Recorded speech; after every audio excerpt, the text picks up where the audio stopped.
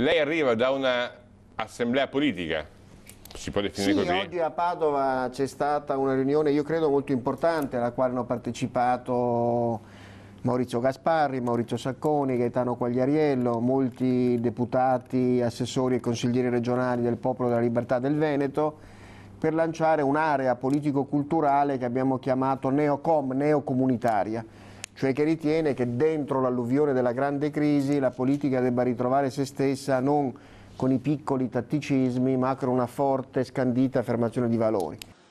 Noi vogliamo dare futuro a questo Paese, noi vogliamo rilanciare, dobbiamo guardare i giovani, dobbiamo guardare al futuro, creare progetti, creare prospettive, dare obiettivi, non fare discorsi anti nessuno, fare discorsi post, dare tanto spirito a questo Paese. Ecco, ma come?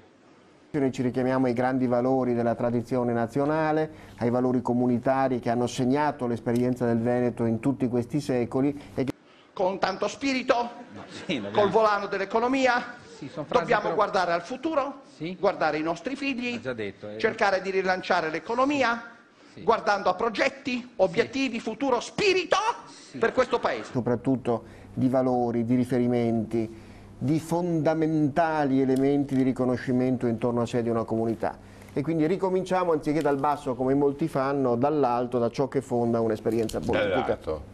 Volete far calare l'esperienza dall'alto? Dall'alto dei valori, ma dal basso della partecipazione. Dall'alto dei valori. Dall'alto dei valori, certo. Perché c'è questa notizia della CGA sul tasso di disoccupazione è reale oltre il 10%. Una sciocchezza. Una sciocchezza. Tecnicamente una sciocchezza. 2 minuti ne parliamo. Ci siamo visti a Saint-Tropez. A Saint-Tropez.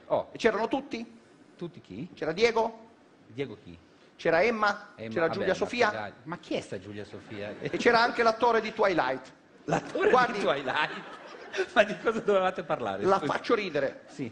Quando l'attore di Twilight non lavora, è disoccupato. Sì, ho capito, ma non è un problema. Ci siamo di questo visti paese. a parlare dei disoccupati?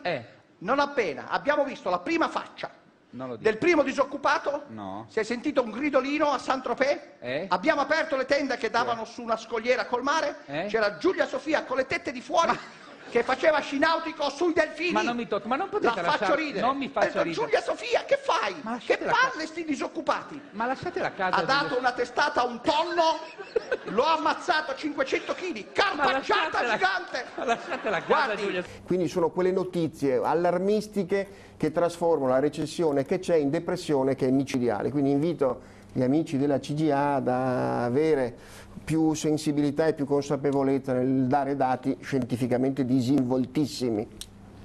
Allora, questo è l'ascolto, perché poi fa un commento su di lei, Castro. Complimenti per ospite, persona posata, cosa rara nel PDL. Visto che lei viene da un incontro del PDL, sono rari quelli posati nel PDL, come dice Andrea? Ma guardi, il PDL è un grande partito popolare, quindi c'è dentro evidentemente di tutto ed è bene che ci sia dentro di tutto. Io sono un uomo la cui traiettoria professionale si è svolta tutto nel mondo dell'industria, ho deciso ad una certa età di entrare in politica, non certo per guadagnare di più, anzi sicuro di guadagnare molto di meno, per portare un piccolo contributo delle poche cose che so per migliorare le condizioni del mio paese, lo sto facendo con molto impegno. Non vedo perché non si debba essere posati quando si hanno argomenti per ragionare. Fioravanti qualche volta giustamente mi sgrida perché nelle sue trasmissioni non litigo mai, non capisco che bisogno ci sia di litigare quando si può provare a spiegare. Io incontro molta gente, cerco di dire le mie opinioni, di ascoltare le opinioni dei miei elettori potenziali o dei miei oppositori reali e mi pare che il metodo funzioni.